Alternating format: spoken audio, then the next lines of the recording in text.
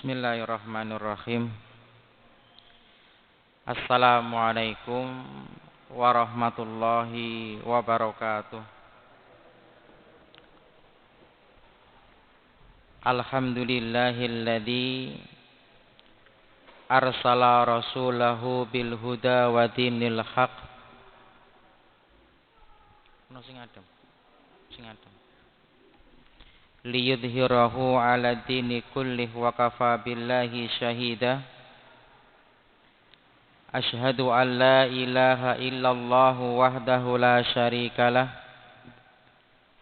wa ashhadu anna Muhammadan abduhu wa rasuluhu la nabiyya ba'dah.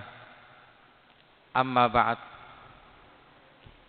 Jamaah yang dirahmati Allah Subhanahu wa taala. Alhamdulillah malam hari ini kita bisa meneruskan kajian kita terkait dengan hadis-hadis Nabi Muhammad sallallahu alaihi wasallam. Apa? Sumuk aku. Cilik. Cilik cewek.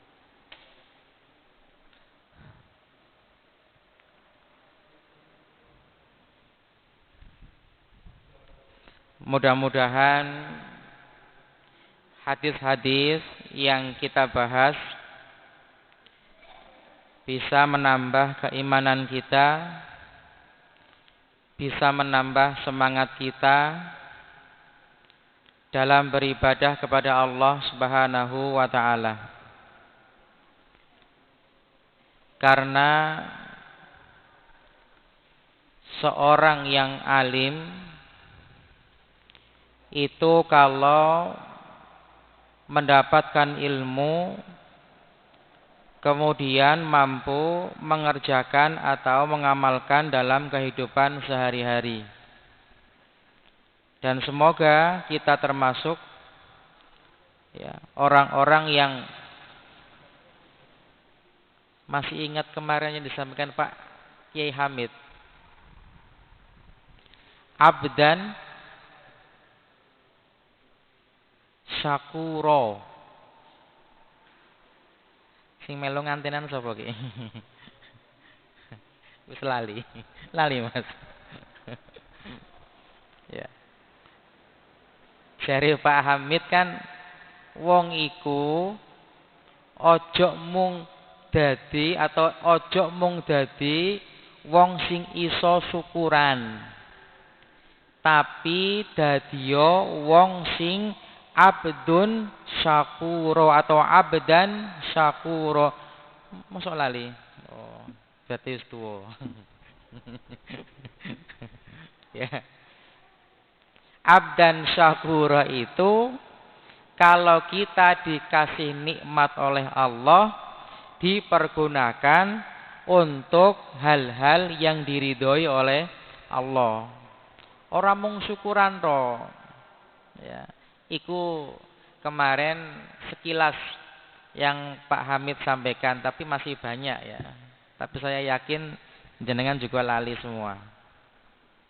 Ya, sama ketika Nabi Muhammad itu ditegur ya sama istrinya.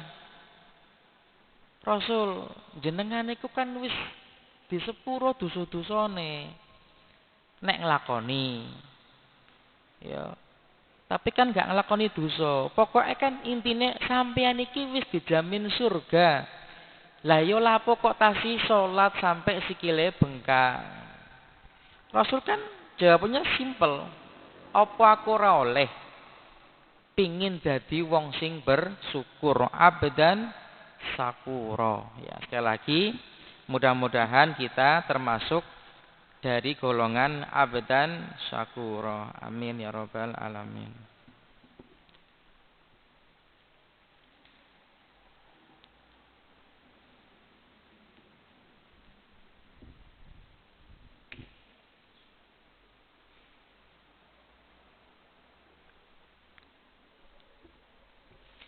Jamaah yang dirahmati Allah,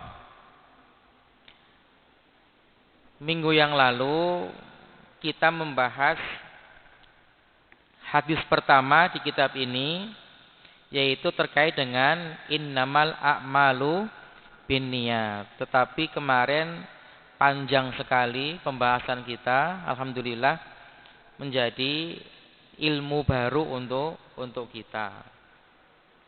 Jadi hadis ini sangat terkenal, saya ringkas sebentar. Ya, hadis ini sangat terkenal, hampir ada di semua kitab, ya, hampir ada di semua kitab. Sampai-sampai Imam Syafi'i itu mengatakan ada 3 poin dalam hadis ini. Yang pertama, bahwa setiap yang kita lakukan itu harus ada niat. Harus pakai niat. Yang kedua, wong iku entuk pahala atau gak entuk pahala itu tergantung niat. Yang ketiga, kata Imam Syafi'i, yang membedakan antara ibadah dengan kebiasaan itu juga niat. Jadi 3 poin kata Imam Syafi'i terkait dengan mensyarah hadis ini. Makanya sekali lagi Bapak Ibu, kita ini harus betul-betul ketika menjalankan sesuatu, ya, diawali dengan niat. Kemarin juga kita sampaikan bahwa tapi ora kok sembarang niat, sembarang apa sing dilakoni nek niate apik iku dadi apik oga. Sesuatu yang jelek walaupun niatnya baik itu tidak diterima oleh Allah Subhanahu wa taala. Innallaha thayyibun la yaqbalu illa thayyib. Allah itu baik, tidak menerima sesuatu kecuali yang baik-baik. Sekali lagi, mudah-mudahan hadis ini bisa menjadi pengingat kepada kita supaya setiap melakukan sesuatu harus diawali dengan niat. Bapak Ibu yang dirahmati Allah, kemudian malam hari ini kita menginjak ke hadis yang kedua. Bismillahirrahmanirrahim. An ummul mu'minin atau an ummil mu'minina Aisyah radhiyallahu qalat qala Rasulullah sallallahu alaihi wasallam man ahdatsa fi amrina hadza ma laysa minhu fa huwa raddun. Rawahul Bukhari wa Muslim. Wa fi riwayatin ukhra li Muslim man amila amalan laysa alaihi amruna fa huwa raddun. Ya, Bapak Ibu yang dirahmati Allah, yang saya bawa ini insyaallah muttafaqun alaih. Artinya muttafaqun alaih, hadis-hadis yang saya bawakan, hadis-hadis yang disepakati kesahihannya oleh Bukhari dan Muslim. Jadi tidak ada hadis yang palsu, apalagi tidak ada hadis yang dhaif, apalagi hadis yang palsu. Kata Aisyah, beliau pernah mendengar bahwa Rasulullah Shallallahu alaihi wasallam pernah bersabda, man ahdatsa fi amrina hadza ma laysa minhu fahuwa raddun. Rasul mengatakan siapa yang melakukan sesuatu, ya, dalam perkara-perkara agama, fi amrina, perkara agama, perkara-perkaraku, persoalanku maksudnya, hadza ma laysa minhu fahuwa raddun, yang tidak ada dasarnya maka semuanya tertolak. Bapak Ibu, hadis ini ya menjadi pembantah bagi kita kalau ada orang yang mengatakan bahwa ono sesuatu sing gak dilakoni Nabi tapi ora apa-apa, ya, bahasanya itu ada bid'ah hasanah. Kan sudah jelas di sini amrina, perkara-perkaraku, artinya agama. Ya, artinya masalah agama. Jadi setiap perbuatan, setiap tingkah laku kita, ya, terkait dengan masalah agama, kalau tidak ada petunjuk atau tidak ada perintah dari Nabi, maka tertolak. Artinya tertolak apa? Tidak dapat pahala. Ya, tidak dapat pahala. Ada yang mengatakan, ahli hadis mengatakan maksud dengan raddun itu artinya mendapatkan dosa. Nah, mendapatkan dosa. Bapak Ibu yang dirahmati Allah Subhanahu wa taala, dari hadis ini ya disimpulkan ya ada beberapa tipe ibadah. Kalau saya mengartikannya, wong ibadah iku ana papat. Wong ibadah iku ana papat. Sing pertama, amalun liwajhillah wa ala hadi Rasulillah fa huwal amalus shalihul maqbulu. Wong sing ibadah pertama iku apa? Amalun liwajhillah. Melakukan sesuatu karena Allah.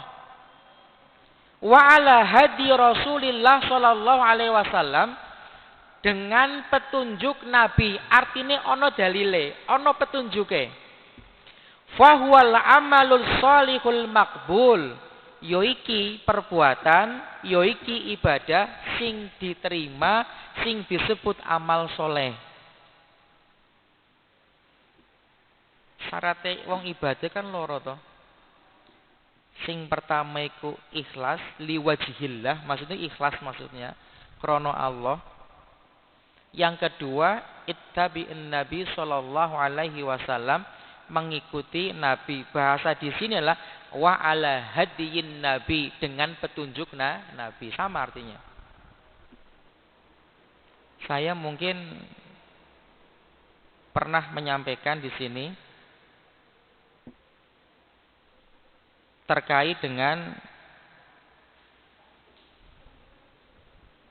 amal-amal ya yang tertolak dan yang terkabul. Saya pernah mengatakan syarat amal itu terkabul. Yang pertama adalah krono Allah, yang kedua mengikuti petunjuk Nabi. Sampai-sampai saya menyampaikan ketika saya membahas itu, awak dhewe iki ngibadah pamrih be Allah itu wajib. Jadi keliru nek ana wong ngomong ibadah iku ora oleh pamrih. Loh, harus pamrih. Tapi pamrih karena Allah. Bahkan kita beribadah riya itu boleh. Pamer. Tapi sekali lagi pamer kepada Allah. Pamer kepada Allah itu dilakukan oleh para sahabat, bahkan dalam sejarah ya, termasuk oleh ya Ashabul Kahfi dan yang lain-lainnya, atau pemuda yang terkurung dalam gua. Apa pamer mereka? Pamer mereka itu dengan amal soleh. Jaluk pertolongan kepada Allah, minta sesuatu kepada Allah, tapi sekaligus mamerno perbuatan apike awak dhewe. Itu. Ya Allah, saya sudah melakukan sholat duha. Berikanlah hamba ya Allah rizki yang barokah. Boleh. Ya Allah, hamba sudah berinfak di Masjid Ihya'us Sunnah. Berilah hamba pahala, sekaligus ganti ya Allah rizki yang melimpah dan barokah. Boleh. Kan pamer ngono iku. Pamer nak wis infak nang masjid, kemudian njaluk balasan sing luwih akeh. Ya. Tapi sekali lagi syaratnya pamer hanya kepada Allah. Begitu juga pamrih hanya kepada Allah. Ini yang pertama, orang ibadah yang pertama, tipe orang ibadah yang pertama. Amalun liwajhillah ala hadyin Nabi sallallahu alaihi wasallam. ibadah krono Allah melalui petunjuk Nabi, ini yang disebut dengan fahwal amalus sholihul makbul. Inilah yang disebut dengan amal soleh yang diterima oleh Allah. Terus ono wong ibadah sing nomor loro. Siapa mereka? Wa amalun li ghairillah. Beribadah tapi ora krono Allah. Ngibadahi kon niate ora digawe Allah. Walaisa alaihi dalilun min sunnati Rasulillah sallallahu alaihi wasallam. Wis ibadahe ora krono Allah, kemudian tata carane ora mengikuti petunjuk Nabi. Apa kata beliau? Fahuwa amalun fasidun mardudun. Nek ana wong nglakoni kaya ngene, yaitu perbuatane fasid, elek dan tertolak. Nek ana wong Bapak Ibu amalun li ghairillah wa laisa alaihi dalilun wa alaisa alaihi dalilun min sunnati Rasulillah. Ana wong ibadah ora krana Allah, ya ora ana petunjuk dari Nabi. Iku jenenge napa Bapak Ibu?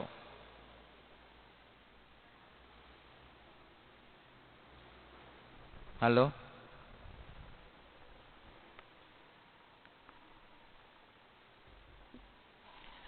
Itu yang disebut dengan syirik.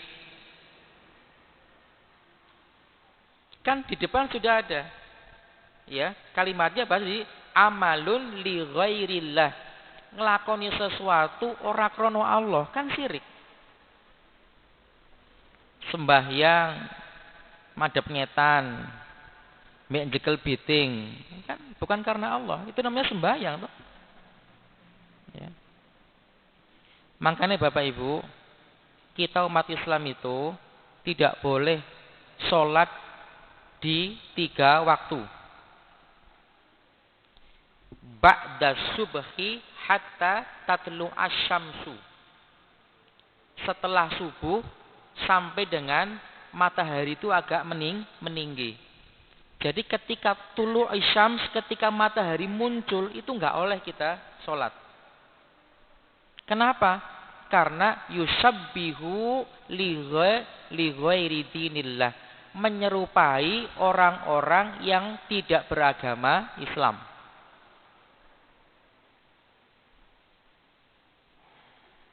Kalau sekarang kita sering melihat orang-orang Cina, ya, kemudian orang-orang Jepang. Orang Jepang itu agamanya apa? Shinto, ya, Shinto. Ya, itu kita nggak boleh. Mereka itu kalau menyembah Tuhan mereka, matahari itu ketika muncul atau yang kedua ketika matahari terbenam. Jadi 3 tempat, 3 waktu yang tidak boleh sholat kita. Kan ketika matahari lagi nongol, yang kedua idza syamsu 'ala dhahiri atau qa'iman 'ala dhahrihi, ketika matahari tepat di atas kita. Ya, tepat di atas kita. Kemudian ba'dal asri hatta taghiba syamsu, setelah asar sampai dengan matahari terbenam. Nabi melarang untuk sholat dan juga melarang untuk an yakburo mautana, menguburkan orang yang meninggal dunia.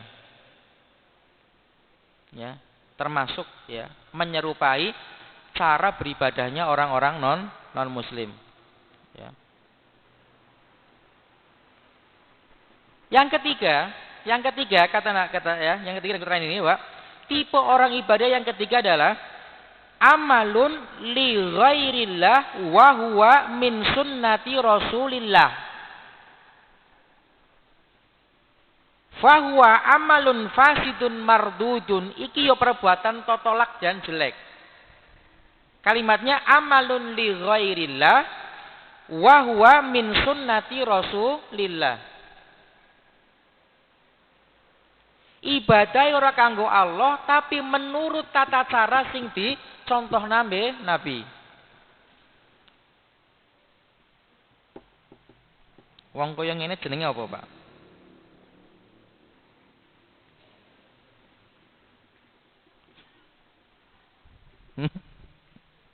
Apa? Kalimat ilah.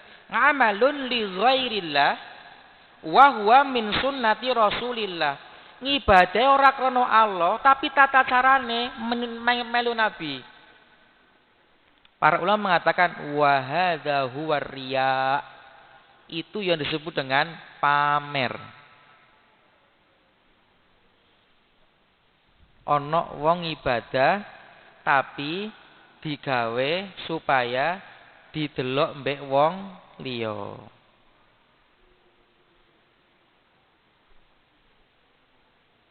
Nek ana wong sing disenengi, nek ana wong sing dikarepi, ya ibadahe diapik-apikno. Ora mung salat tok, sedekah yang ngono. Sedekah iku nek ana wong sing lagi dikarepi, diapik-apikno.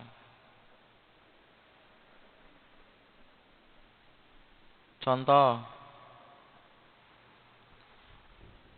nek sedekah ana Pak Huda diakei. Tapi nek ora ana Pak Huda ngekene saithik.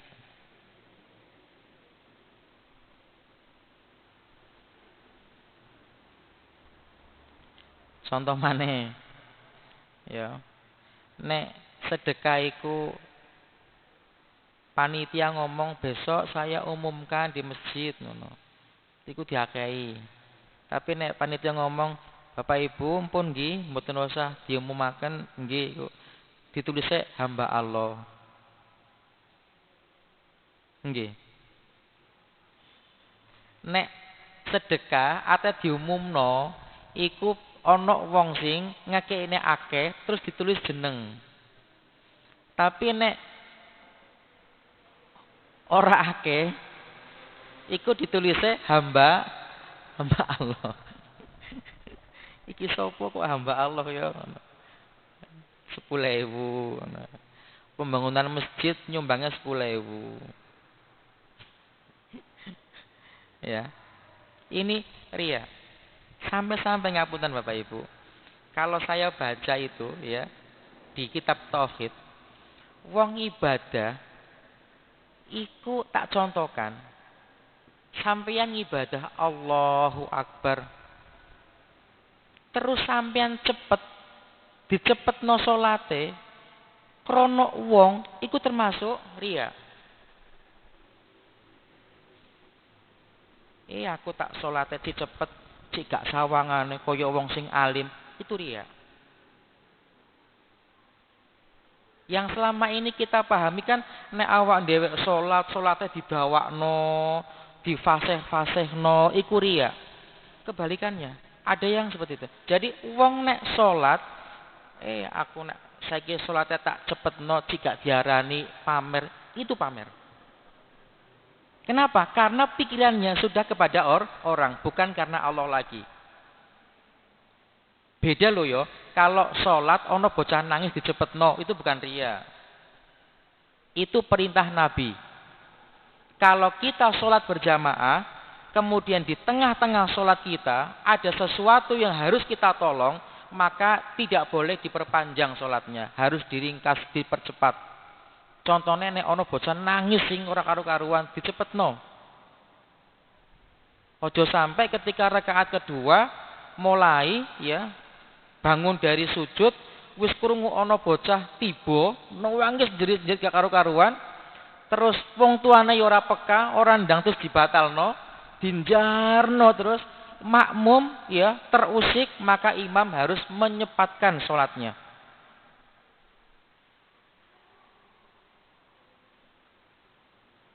Itu ada di kitab Taisirul Alam. Insya Allah di Bulughul Maram juga ada.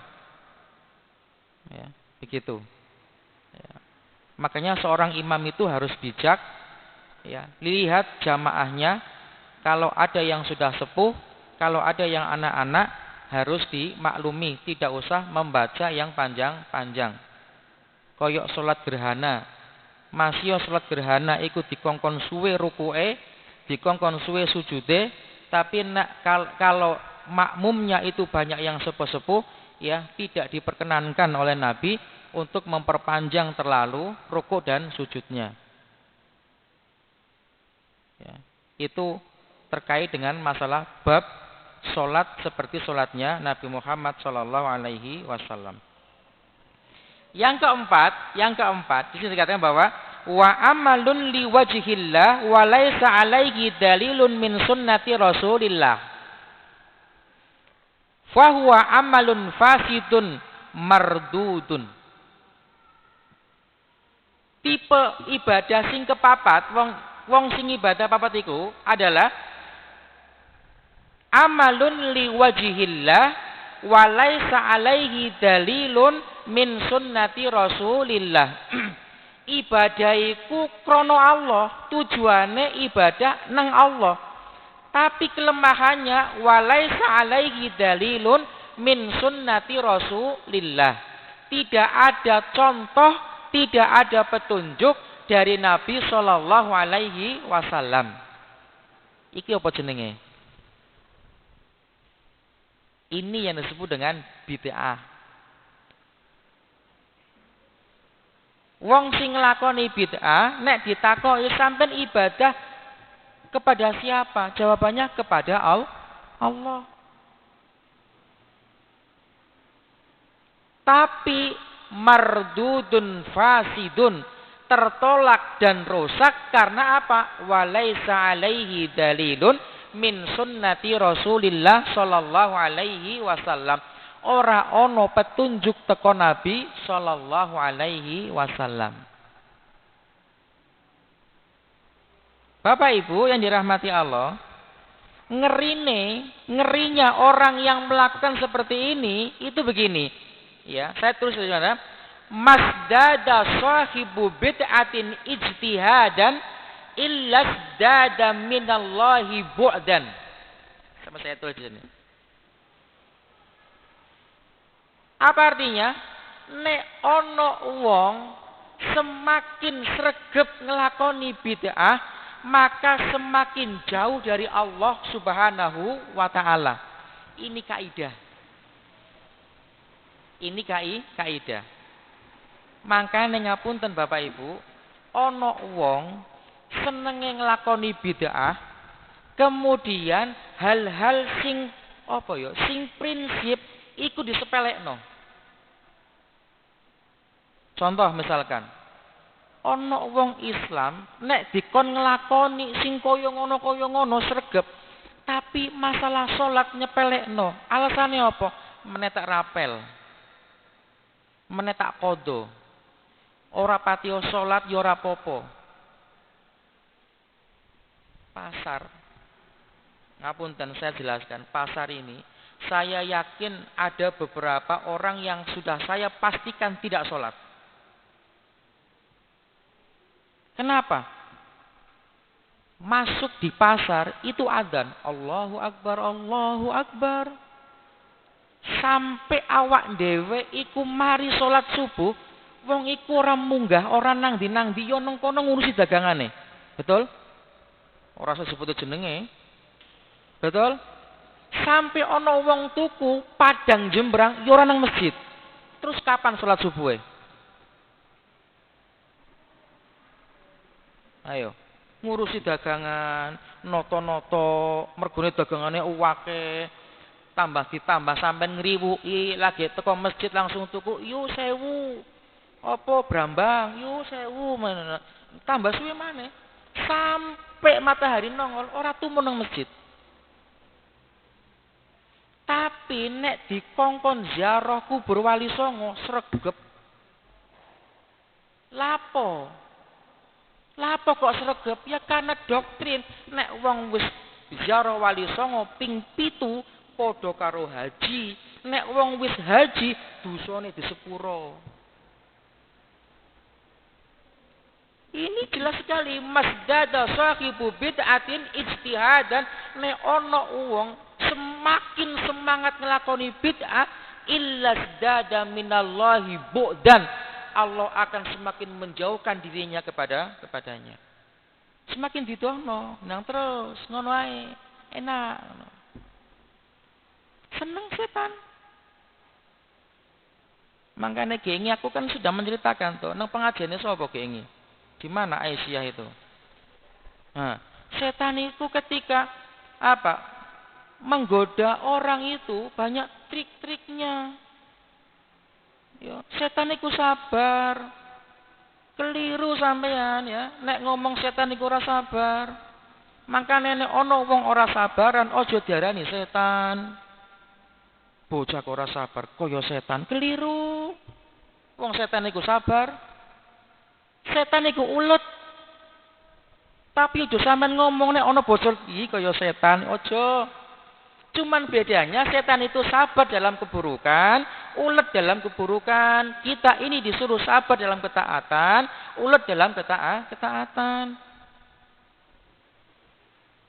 Didono sama setan iya terus nglakoni ngono. Lalikno sing wajib-wajib. Ini masdada sahibu bid'atin ijtihadan illa dada bu'dan minallah. Nek wong semakin sregep nglakoni ngono dijauhno kepada Allah. Akhirnya lali sing wajib. Yang berikutnya Bapak Ibu, kekhawatiran kita semoga kita terlepas dari perkara-perkara bid'ah. Rasulullah Shallallahu alaihi wasallam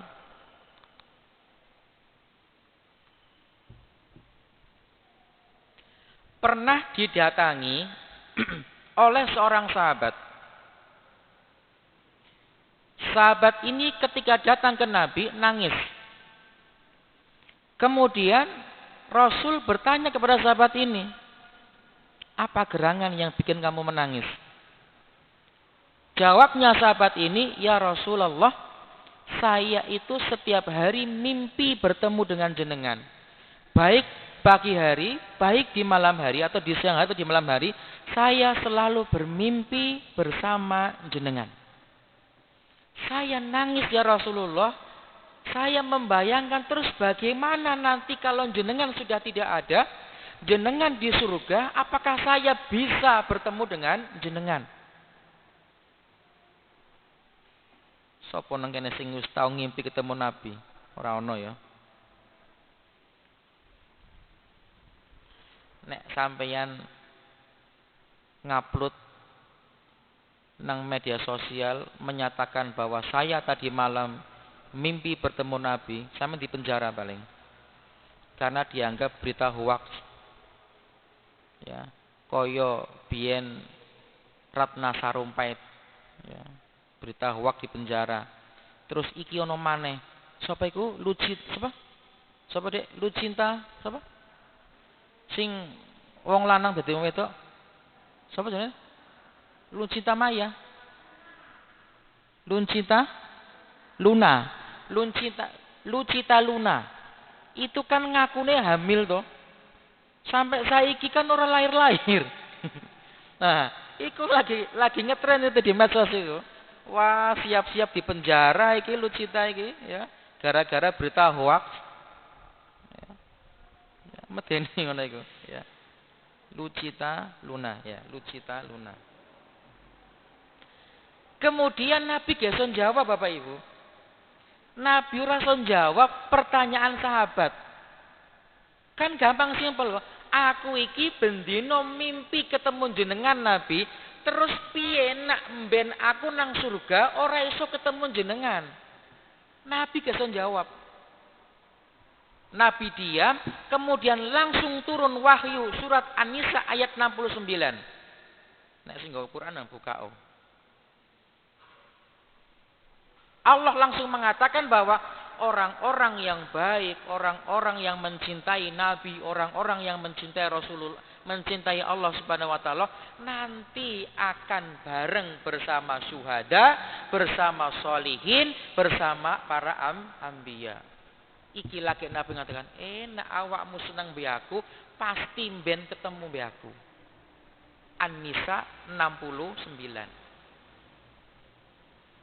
Cuman Bapak Ibu, Rasulullah Shallallahu alaihi wasallam dalam hadis qudsinya Allah berfirman, ketika Nabi Muhammad itu sedang berdiri di tepi telaganya menunggu para sahabat-sahabatnya, menunggu umatnya, untuk memberikan seteguk air dari telaga Kausar, apa kata Nabi? Wahada ummati, wahada ummati. Nabi mengatakan itu umatku, itu umatku. Kenapa Nabi mengatakan itu umatku? Kelihatan min asaril wudu, dari bekas wudu-wudunya. Halallahu alaihi, Allah cegah orang-orang itu untuk mendapatkan hautnya Nabi Muhammad sallallahu alaihi wasallam. Nabi kan protes. Ya Allah, itu umatku, saya kenal mereka, kenapa engkau tolak? Apa kata Allah dalam hadis qudsnya? Innaka la tadri ma ahdasa ba'daka. Muhammad, kamu tidak tahu apa yang mereka lakukan setelah engkau meninggal dunia. Apa maksudnya? Melakukan bid'ah. Ini loh yang ngeri. Awak dhewe mben nang padang mahsyar, ya, waktune jutaan tahun, ngantrine jutaan tahun. Kemudian Nabi menjanjikan man yasrif minhu la yadma'u abadan, nek ana umatku sing tekei seteguk air telaga Kausar la yadma'u abadan, orang ngarah ngelak selawase. Nek ana wong lakoni bid'ah ora iso ngombe, masyaallah, orang ngeri ta awak dhewe. Ngeri Bapak Ibu. Ya. Perbuatan bid'ah itu sangat mengerikan. Itu belum masuk neraka loh Bapak Ibu. Lagi nunggu antrian berjuta-juta tahun. Wong-wong pada rebutan pingin ngumbe telaga Kausar. Awak dewek nek nglakoni bid'ah ditendang be Allah Subhanahu wa taala, disingkirno.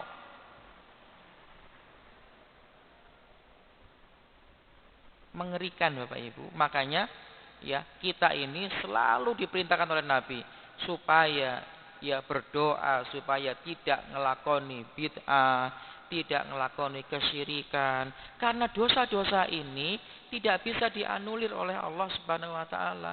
Sampeyan awak dhewe ate ngrayu kaya apa, nek ora tobat ora iso diampuni. Kecuali tobat, segala dosa akan diampuni. Ya. Tapi kan kita ingat perkataan seorang tabi'in, Sufyan Tsauri. Apa kata beliau? Beliau mengatakan bahwa orang yang melakukan bid'ah itu lebih dicintai oleh setan daripada orang yang melakukan atau menjalani kemaksiatan. Ahlul bid'atu ahabbu ila iblis minal ma'asi atau minal maksiati. Kenapa alasannya? Karena orang yang melakukan bid'ah itu Bapak Ibu menganggap itu benar, akhirnya kalau disuruh tobat ora gelem.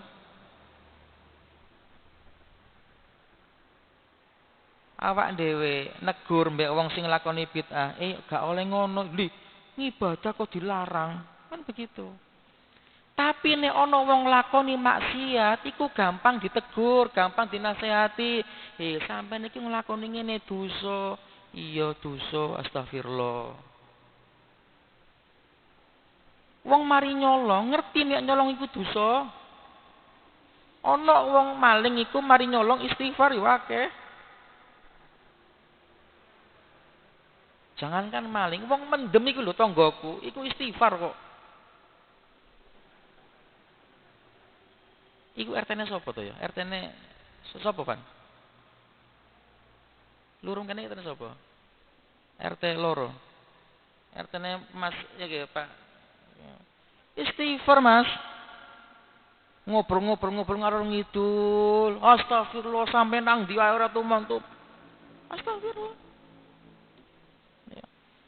Jadi orang yang melakukan dosa itu mudah untuk bertaubat ketimbang atau daripada orang yang melakukan bid'ah. Makanya iblis iku luwih seneng wong sing nglakoni bid'ah ketimbang wong sing nglakoni kemaksiatan biasa. Bapak Ibu yang dirahmati Allah, sekali lagi ya, tipe wong ibadah iku ana papat ya, tak sebutno malih. Sing siji yang pertama ibadah liwajhillah krana Allah, terus ala hadi Rasulillah. Ini sing ibadah paling benar. Yang kedua amalun li ghairillah wa laisa alaihi min sunnati Rasulillah. ya wis ibadah ora krana Allah ya ora ana conto teko nabi. Sing ketelu, amalun li ghairillah wa huwa min sunnati Rasulillah. Tujuane ora krana Allah, tapi ibadah iku ana contone nang Nabi Muhammad. Iku riya jenenge. Sing kepapat, amalun li wajhillah wa laysa alaihi dalilun min Rasulillah. Ibadah krana Allah tapi ora ana contone dari Nabi utawa ora ana petunjuk dari Nabi. Ini yang disebut dengan bid'ah. Ya, kita mudah-mudahan termasuk orang tipe yang pertama, yaitu liwajhillah wa ala hadi Rasulillah. Amin ya rabbal alamin. Saya kira itu. Ada pertanyaan? Kalau tidak ada saya tutup.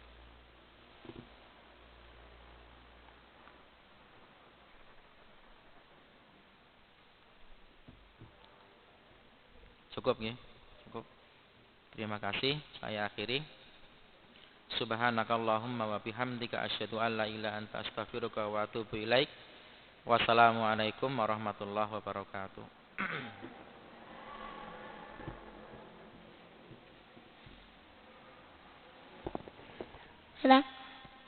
Wah, bapak elek.